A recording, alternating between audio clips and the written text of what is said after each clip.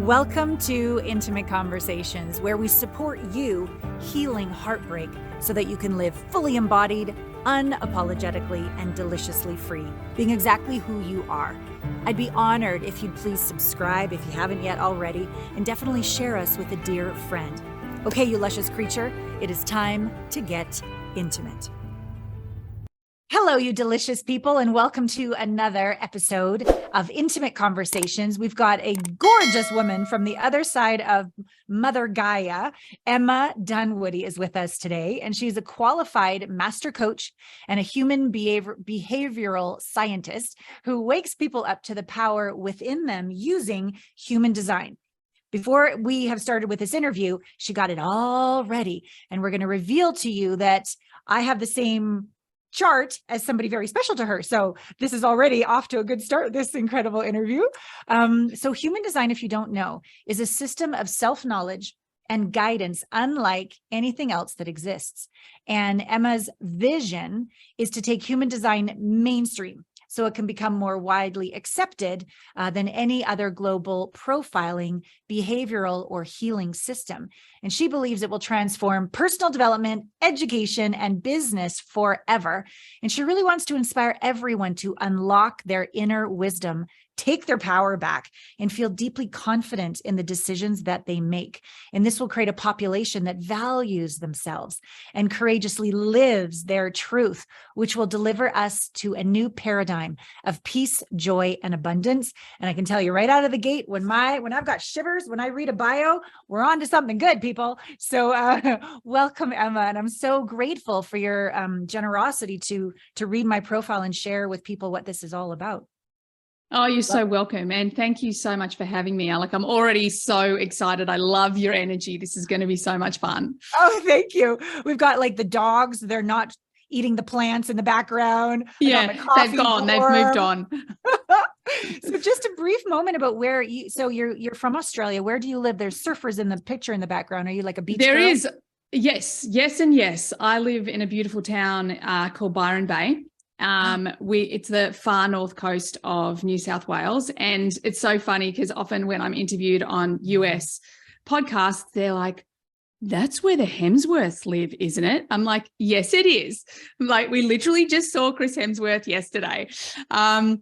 And yeah. So we live in this beautiful part of the world, subtropical, very hippie. We all eat organic vegetables and, swim and surf and do all of those things. And my family and we used to live in Sydney. It was, super busy, hectic, all through COVID. And then like so many people were like, stuff this. We're going to go and find somewhere that's more heart-centered. So lucky us. I love you. Stuff this. We're going to, that's great. If you could see outside my window, I live in the middle of nowhere right now in Wyoming. And there's 8 horses on the property. Deer just hang out in the front lawn, chilling out with their little baby. I go paddle boarding. Wow. And there's bald eagles. I mean, it's feeding my soul too. So I completely get it. I'm not a surfer girl, but I'm a mountain girl. Oh my God. I love that. Yeah. Thank you. So before we get into my profile, how did you find human design? How has it impacted your life, and how did it all unfold into this mission to change the planet? Well, I found human design came to me a few times and I just resisted it because my background, after being diagnosed with depression and panic disorder nearly 20 years ago now, that was the catalyst for this journey of healing myself, because I was told that I was going to have to learn how to manage it, but I'd never heal it. And that just wasn't an option. Like, I'm not living my life like this. That's not an option. And so for me, I was like, well, I need to find a solution. That sent me down so many freaking rabbit holes that I ended up getting to a place where I was studying human behavior. I ended up qualifying as a master coach, as a profiler. And I mean, this is kind of like a 15-year journey, shortened. And then I had a successful business as a performance coach, as an executive coach. I worked in corporate. I worked with C-level teams. I ran workshops, and this bloody human design thing kept coming to me. And this one part of me that was very science, academic, that sort of thing based, And then there was this other part of me, the more spiritual, energetic part of me, that of course it had, just as much say, but I kept it on the down low. I didn't share that stuff so much with my clients.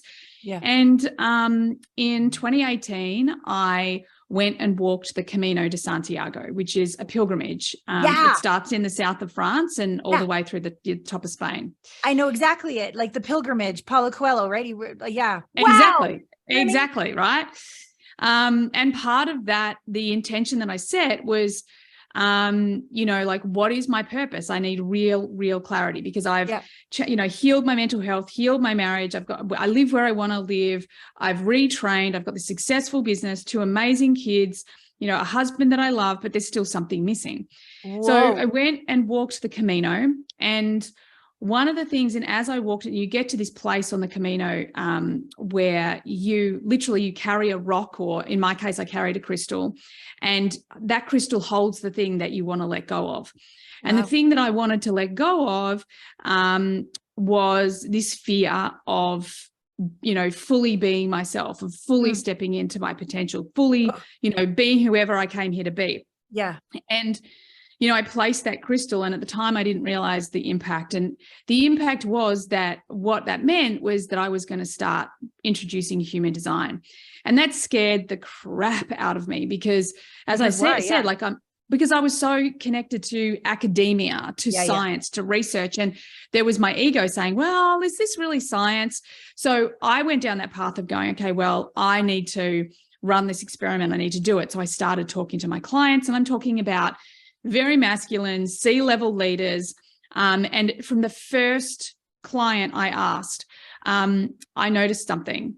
And that was that they didn't care. They didn't care that I was asking about their birth date, because what they were also finding, because, we'd already built that trust, but what they were finding was they were already getting great results. But the moment we introduced human design, they amplified. One of my private clients, who I started working with her when she was a department head in a big business, and she had a goal that she wanted to be CEO within 8 years. And, within 3 years, we were sitting at lunch, cheersing and congratulating her on her CEO role. And, that was because she was using her human design as well as all of the other behavioral things. Yeah. So that's really how it came to me. Once I made that promise that, okay, universe, you've made it really obvious, this is what I need to do, and I need to just not be afraid of it anymore and just step in, then everything just expanded and amplified. I'm so inspired. I got shivers, and I didn't know why I got them, but I'm like, where's my crystal and what am I going to put down? And it's a very similar, and this will be really curious as we describe how human design works. My understanding of my chart is that I'm supposed to wait to be asked. And when I'm asked to do a speech and I have to come up with it on the spot, I hate it. It's a blank slate. Like there's no information and nothing comes into my brain. But if I'm interviewed, or I'm on the stage and someone asks me a bunch of questions, all these answers pour through me and I'm in my happy place. So I've definitely found the way to do that: YouTube, group coaching calls, interviews, etc. But I'm on the brink of raising money, the next level of funding for my app and the next level of funding for my reality show. So I'm not waiting to be asked. I'm asking, and I'm realizing I'm not. I'm stopped and I'm scared, and I'm hoping as we share more about human design through me, listeners can go, oh, well, maybe if I'm blocked somewhere, using human design can help me align with how I'm designed to go from A to B. 3 years, cheers for the CEO, and get there faster. So So first thing that's really cool about what you've just said is because you've got a 6-2 profile, the line 6, it's called the role model. And it actually, like, one of your keynotes is patience, because you actually spend the first 50 years of your life really becoming the role model. Well, so it's go ahead. I was going to say I'll be 53 in a couple months here. So that makes total sense. So, and it sounds like you're bang on the money. So once the way that the line 6 works is that they start 0 to 30, they live through a life of what we call trial and error. So it actually feels like things just constantly bump into them. They're constantly falling down. They're constantly learning lessons. And it can be quite a challenging time for a line 6. Then from 30 to 50, they take everything that they've learned from this trial and error and falling down and scraping their knees and banging their elbows, and they start to turn it into wisdom. This is also a time that the line 6, they are someone who is on the planet to find their soulmate. This is a time where they will potentially do those things, like maybe settle down. Often, not always, often the line 6 can find their soulmate later in life. And that's because they have to do the work on themselves first. Otherwise, they do the work on themselves in their relationship and it can be really bumpy. Take it from me, I'm married to a line 2. A line 6. And then what happens is that they come back out into the world around 50. And what you start to notice is instead of that energy that wants to be reclusive and sit back and kind of like ponder and contemplate because you're a generator, while you're doing the work. So you're going to be working at the same time, doing the things that light you up, all that sort of stuff. But then all of a sudden, and it probably started happening maybe 4, even 5-ish years ago for you just started to notice that people just wanted more from you, wanted to hear from you, wanted to be guided by you, wanted to be led by you. And it's when you're a role model, it's not about being that archetypal leader, like follow me. They're following you because you are the role model. They're like, wow, if you can do it, I can do it. So it's really important for you is just to stay true to yourself and be authentic. And then you become very magnetic. Does that resonate? Totally. Yeah, completely resonates. I'm single. And I'm not in a big rush, but it feels like he'll be coming in this phase of showing up. And I love what you're also saying about, it's not about do it my way. It's real. People's reflections are, you're so safe to be with because you are vulnerable and you own your mastery, but you're willing to show up as a hot mess and just not need to be fixed, but just be. And that combination seems to feel safe for people to be their real selves around me too. Yeah. We get really drawn to the line 6s, and you've actually got your profile's a 6 too. So it's almost amplified because the 2 is the natural, the gifted child. Like it's someone who a large part of your journey is just to follow what's easy, because what comes easily to the line 2 is their natural talent. The challenge is that because it comes easy, often they don't value it. So that's the challenge, is that they don't value the things that come easy for them. Everyone else is projecting onto them. You should do this. Oh my God, can you help me with that? Oh my God, you're so good at this. And they're like, oh, it's not. And they just put it down. And that's one of the things of being a 6-2, like it's very much about your authenticity and your natural talent. That's how you serve the planet. And as a generator, you're going to be building things. You're going to be creating things, the app, the reality TV show, all of those things. That's a very generator energy because they want to build things. They want to bring things into manifestation, into the 3D reality. However, it needs to be very guided by your truth, your authenticity. And when you do that, then it becomes really magnetic.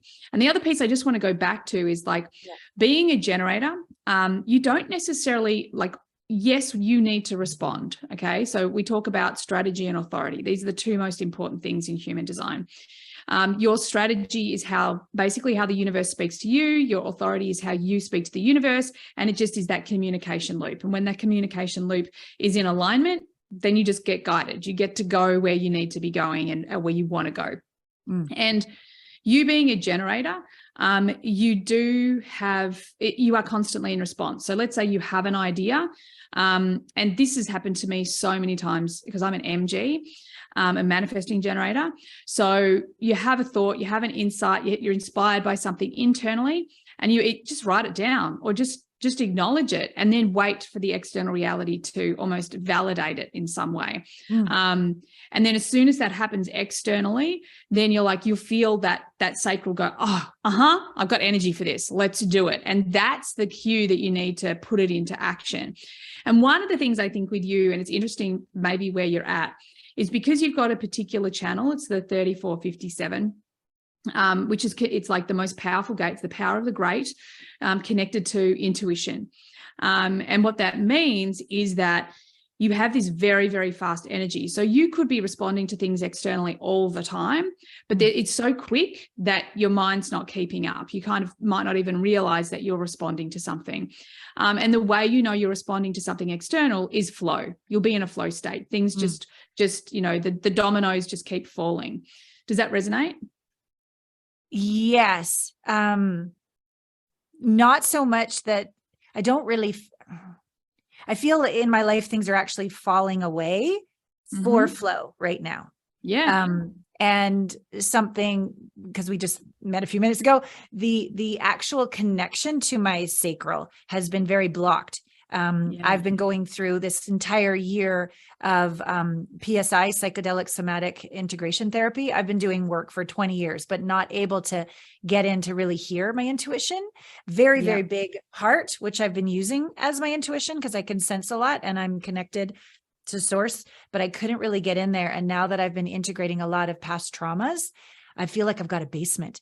I feel like I can actually get in there for the first time, and all the places where I'd given away too much to others to calm them down.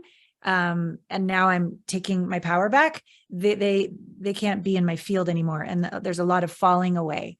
And so I think maybe this flow is what's going to be revealed as I come into the new year. Yeah, and I think one of the big things to understand is that flow is just as much falling apart or falling away or breaking down as it is breaking through and growth and expansion. You know, this is good. Tell me more about that, because I don't normally think about flow as being the destruction, only the creation. Absolutely, it is. Absolutely, like we're in flow. Planet Earth is in flow right now. Like we are going through a necessary chaos. Because what used to work doesn't work anymore, and we can feel the new, the new, what we call in human design paradigm coming.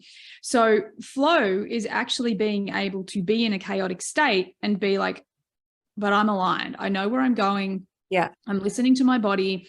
I'm listening to the universe.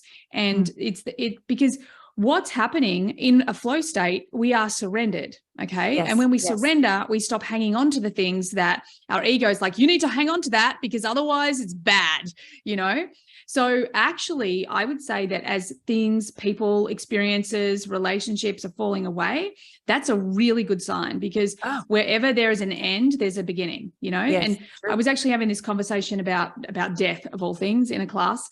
And I was saying, I used to be really terrified of endings and death and those sort of things. Whereas now I'm not at all. Because what I know now is that an ending or a death, or when it comes to that point, there is birth in that same moment. When something ends, something begins. So whenever we can hold a more resourceful mindset, and it's not difficult. Like when you start practicing this, you just feel it in your cells. You're like, oh my God, that's so true. So you can feel really, really comfortable in the chaos, in the disorder. I feel very comfortable, even though we live in a chaotic world, because I am very connected to myself, to source, to my mission, to the new paradigm. And from everything that I've read and researched and learned and experienced over my life, we're exactly where we need to be. Everything is like bang on. We just need to take full responsibility for ourselves, our lives, the results we're getting. Are we coming from love? Are we thinking beyond ourselves to the planet? Are we thinking beyond ourselves to others? And then, we're going to navigate this. I very much believe in the human race. I really, really do. So I focus on, the small percent that's going to carry us through, as opposed to the big percent that's potentially trying to suppress us and control us. Fist pump right there. Yep. I'm totally in alignment with that. Wow. Thank you I never saw that before. I thought I just had to hang on through the chaos until the flow began, but to have a new point of view that the falling away is also flow, that just is a mind blower for me. Thank you. I love that. So welcome. I love that. I can feel it instantly, how I can come back even more deeply that I'm on the path, and that this is required to fall away. And I feel 100%. Very empowered as you say that. So keep going, sister. This is good shit. I love it. Yeah. So what else does my chart say? And as we explain to people so just to take a back for a second. So I'm a generator. You're a manifesting generator. What are some of the other choices so we can give them a taste of that? Okay. Beautiful. Let me give you a really, really quick, I will try to be as quick as possible. When we come to human design, the first thing we discover is our type.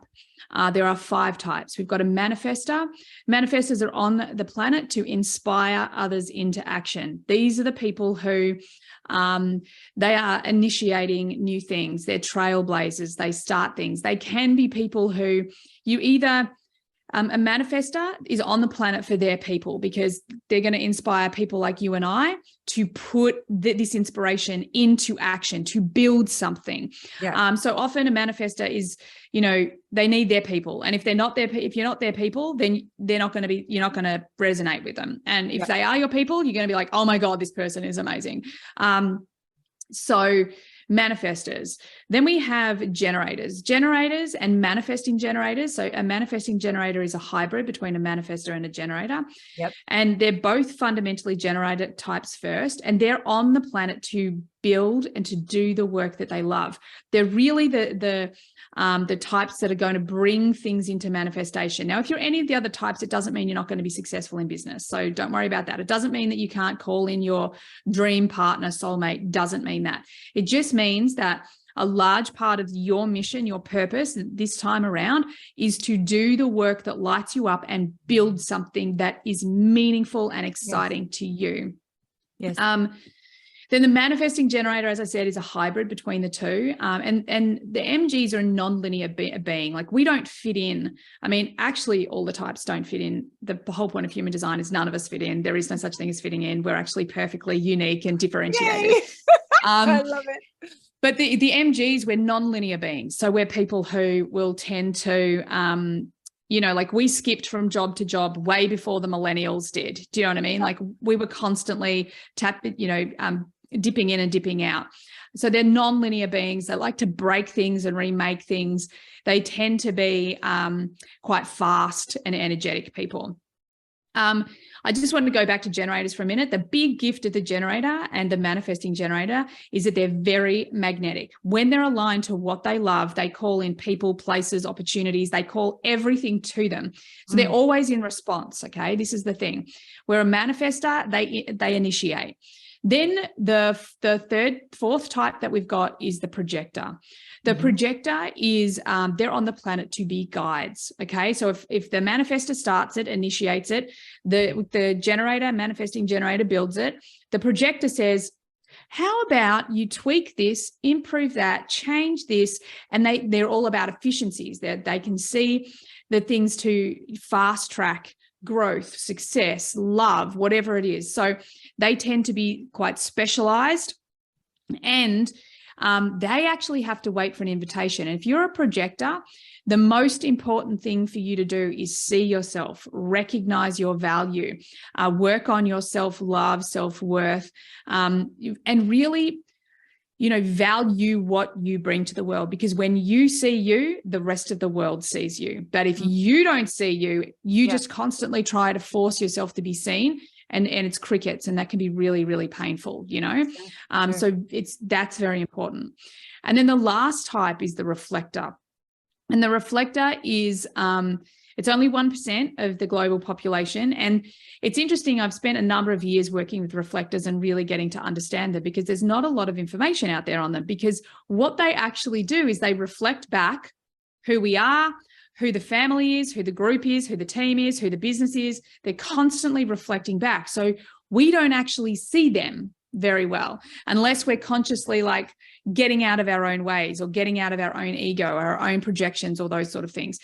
The reflector has a magical ability to read energy in a way I've never seen ever before. Like, these people are just like magical when it comes to energy. However, they're also super fluid people. So the people they're around, the environment they're in, they're constantly shifting and changing. So they just need to give themselves full permission to take time to know what's right for them, who's right for them, where's right for them, because that ebb and flow is their superpower. That's it in a nutshell. That's as quick as I can be. That's really great, though. That, I'm sure, for people are like, oh, I wonder what I am. I wonder what I am. So don't worry. You can go to emmadunwoody.com. It's all going to be in the show notes, so you can have your reading and learn more, because I know you're going to want to. So thank you. One question, then back to me. So you're a manifesting generator and your husband is a generator. Is that? He's a projector. Oh, he's a projector, but he has the same incarnation cross as you. How does that work? Okay, this is the beauty of human design as well, right? So my background is personality and behavioral profiling. Okay, so when we do this, we have a certain amount of categories, and we put people into categories depending on what questions they answer. With human design, we have like thousands of ways that we can, like our design can fill out. We can be the same type as someone else, but our incarnation cross is different, or our profile is different, or our gates and channels are different. So there's so many places where we differentiate. So the way that you bring your incarnation cross to life, and our incarnation cross is, it's described as the job description of our aura. Okay. So we don't necessarily have to do anything, but it's what's happening all the time. And your cross is the cross of obscuration. So what that's all about is keeping secrets and bringing secrets to the front. So you're going to be someone who potentially might talk about things that people don't want to talk about. You probably be the person who in younger life, you maybe kept a lot of secrets. You may be like, oh, I can't let that out. I got to keep that on the lowdown. You might even be like my husband, the person that, you know, if he sits around a Christmas lunch table or something like that, all of a sudden he's calling out secrets and he's not even realizing. He's just like, la, la, la, la, la. Hey, what about that thing? And, you know, the person's sitting there going, oh God, really? You weren't meant to tell anyone that. So it's this beautiful energy, and it's actually like at its core is the deep mystery of the universe. So that's what this is being driven. Like, I want to get to the core of why. Why are we here? You know, why are we experiencing this? Why are you doing that? But this is that the obscuration really calls out truth in the biggest possible way. That's why people hate me some. Yeah. Because I trigger the fuck out of people, because to me, it's sitting right there on the dinner table. Why aren't we talking about it? And then it can lead to a lot of unkindness coming towards me. But I also feel it's part of my role model or whatever we want. I don't know what part of this design it's for, but I'm meant to be the one to speak about it with consciousness. Yeah. What is the gift and the growth and the evolution of this? Not what's wrong with this, but I'm willing to be the one to talk about it on a big stage and let it not be taboo anymore. Yeah. And that's it, you know, because it's, you know, truth with a capital T.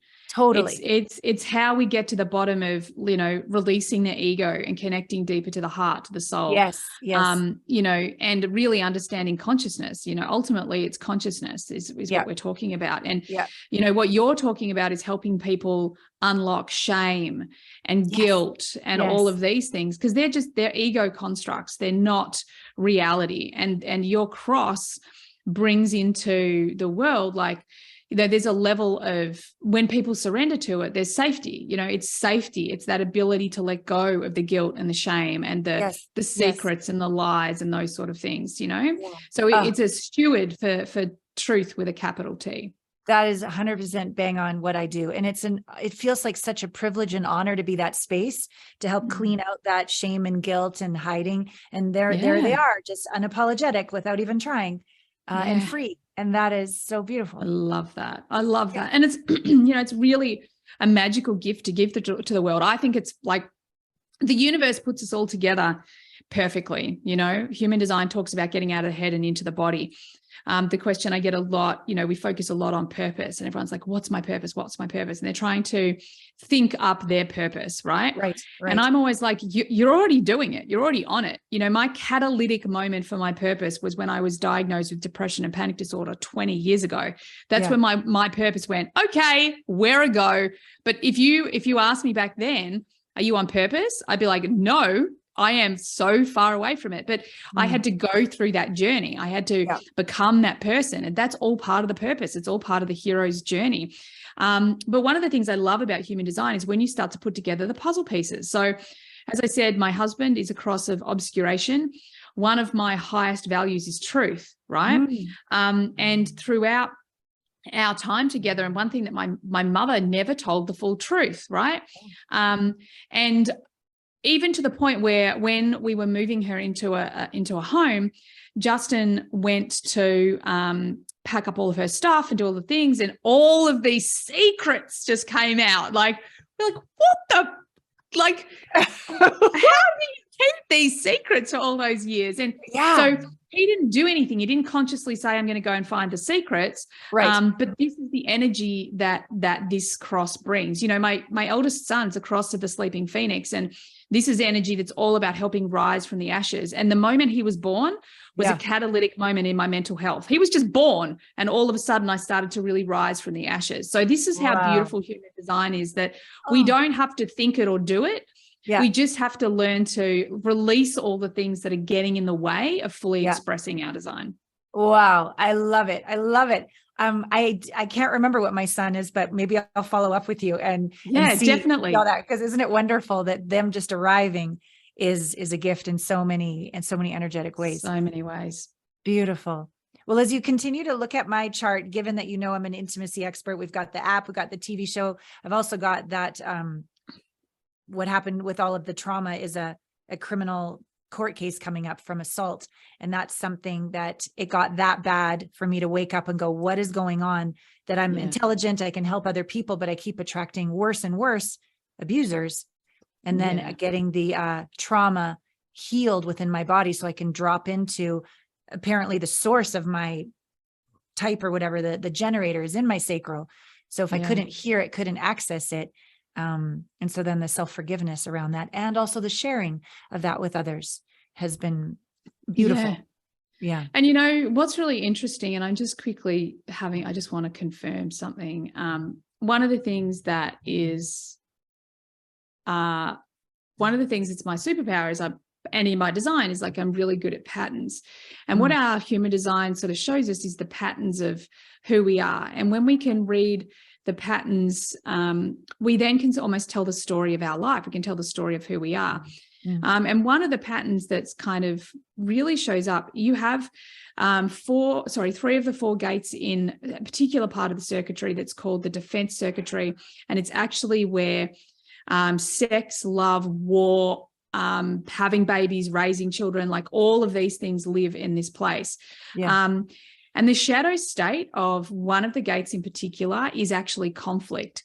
And this is a place where conflict between the masculine and the feminine plays out. And what that's trying to teach us is actually getting us to a place of peace. And it actually sounds like you're bang on, because what the 6 does in an unresourceful state is that, and probably, I don't know, I'm guessing, like as a child, potentially you may have learned that the way you received love was through conflict.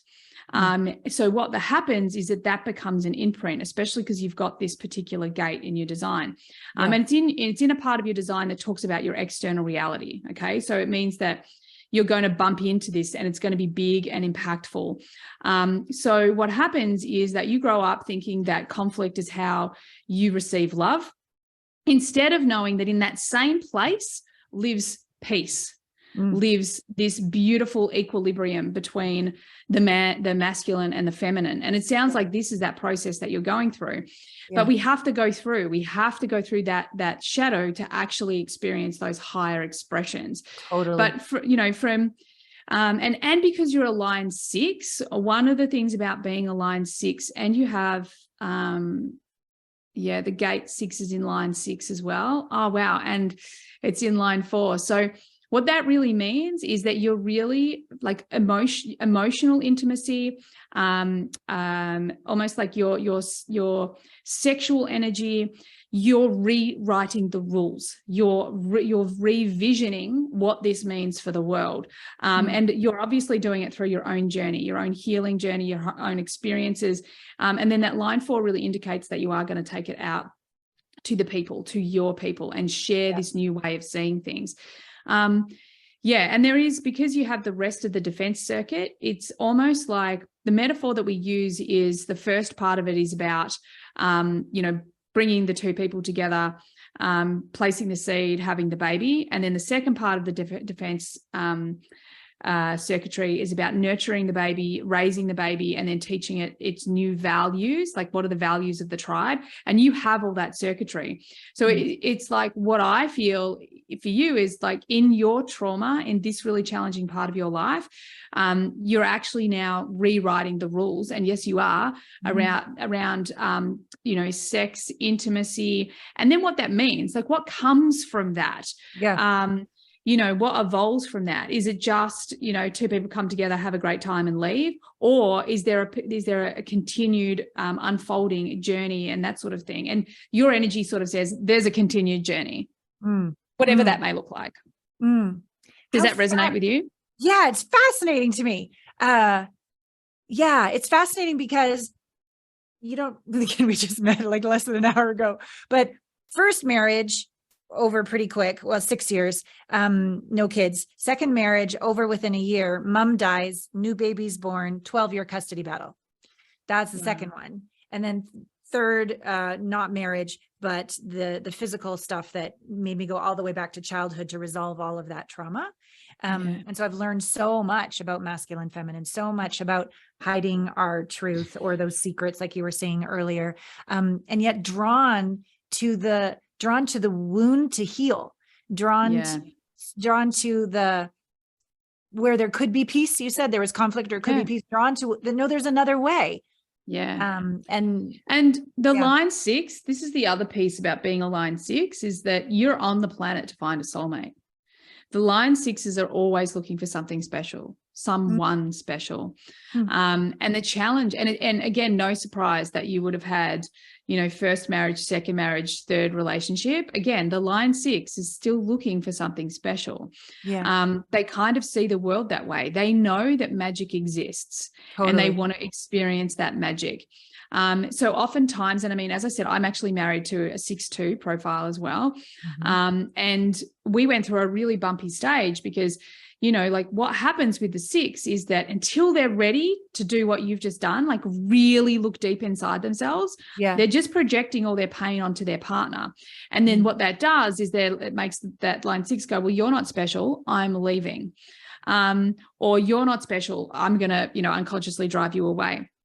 But what the line 6 has to do is they have to look inward. They have to heal themselves.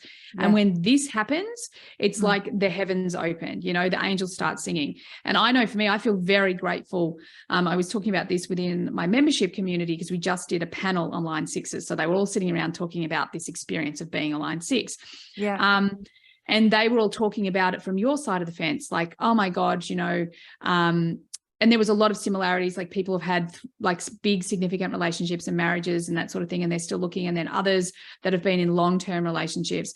And they were all saying, I've always looked for this. And one of the things for me that I really had to share for this whole community is like, I got to tell you, being on the other side of it, like being in relationship with a line 6 who's healed themselves. And we always joke because we actually call Justin 2.0 because he went through a massive healing journey. That's awesome. It's a gift. Like I feel blessed every day to be with a person that puts a relationship on such an important, I don't want to use the word pedestal, but like it is, it's almost like a form of divination. Like his relationship is everything. Wow. And to be the recipient of that, it's such a fucking gift. So I just want to let you know that you are right where you need to be and you're doing exactly what you need to do. And, allow yourself and always understand if you're a line 6 and you're looking for that something special, you're the something special. It's in you, And when you start to see that you're special, then all of a sudden you're going to start to heal all that trauma you're talking about, and you're going to call in that right person. So hang in there. They're out there. Thank you. It is beautiful to hear and feel into the energy of the transition in your relationship and his awakening, and how amazing it is that the devotion that you feel, and what a gift that is to rest in that devotion. That inspires me. And as we've been doing this whole conversation, call it in, I wanted you to like describe like how do I do that? Like, hello, like, what do I do? Just because just sitting here and waiting to respond, I get really antsy. But there's something about what you just said, is that the one I'm looking for is me. The light, the something special is in, as, and through me. And when I do that, I almost cry. I'm like, because I can feel source, have your way with me. And I often say that one of my processes that I've developed is, making love with the universe, which is basically saying, universe, have your way with me. I'm going to penetrate you. You penetrate me. Let's get it on. Like life can be juicy and making love like that. And of course, we need to teach what we need to learn. So exactly, right. I'm feeling like, wow, just being me, celebrating me, not from this ego place, but from like the pure love and light that I am to give to the world, that will call in him, the investor, everything, the next stages with the app. And what I want to do with the app, it's dating apps, in my opinion, are designed to keep people single because they make money when you fail at love. 100%. This is a partnering app where we take people from it's called Heartmates for singles into Heartmates for couples, because we all learn to become the one to find. Oh my God, I love this. I've got goosebumps. I just had a client this week talking about something really similar. Fantastic. Okay. So that's what I'm creating. And one of the things I love is to be there for them and answer their questions and just be there to have their back and believe in them. Like, it's not a founder who just takes their money and lives off someplace. Like, I'm in the app loving on people. Because that's what I want them to feel special, because they are. Yeah. And these are businesses of what we call the new paradigm. This is where we're moving towards, that's a really visionary role model way of being in the world. It's so important, because other people, it's like, well, if she can do it, I can do it. Right. And I want to come back to that whole calling him in, right? Yeah. Absolutely. It is finding the beauty, the love, the light, everything in you. You are the key to it. One of the most important, from a behavioral point of view, one of the most important things is, know how you want to feel in that relationship. That is the number one thing. Yes. Oftentimes people will be like, write a list. What's he like? How does he make you feel? Great. Write a list, whatever. But the question you need to ask yourself is, who do I need to be? Who do I need to be in that relationship with him? Because to be with your soulmate, you need to be whole. You need to love yourself without anyone else. You need to be your best champion. You need to be like independent and not need him, Right. Yeah. And as you go through life like that, and you just have that intention, like, I'm calling him in, I know he's calling me in, and I surrender to divine timing. Yeah. It's going to happen. It's inevitable. Yeah. The success is inevitable. You don't need to think your way there. You need to be your way there.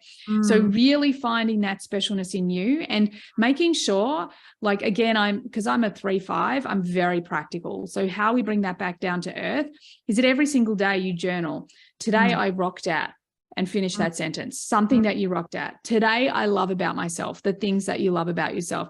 And then you find 3 things that you can be grateful for. Like, you have to feel it, because otherwise the chemicals don't work. But yes. And you might say, and I'm always like, well, again, I'm an MG, so I'm going to give you the hack. And the hack is, whatever you want to bring in, that's the place that you want to be grateful for. So you might say, like, things like, I'm so grateful because I am a fantastic listener. Like, that's going to call someone in. I'm so grateful because I feel so full on my own that I'm going to contribute so much to a relationship. And finding the things that you're grateful for that are going to lead to being in a relationship, or the evidence that shows you that you're closer, or you're grateful because, oh my God, I met this incredible guy today. He was just divine, without any attachment to what that could mean or who that could be. Just, I'm so grateful because I experienced that being today. And doing those things, that's going to amplify it. That's going to bring him in as quickly, as divinely, possible, if you like. I love this. You're amazing. This energy is incredible. You're extraordinary. I want everyone to know how to reach you. EmmaDunwoody.com. It'll be in the show notes.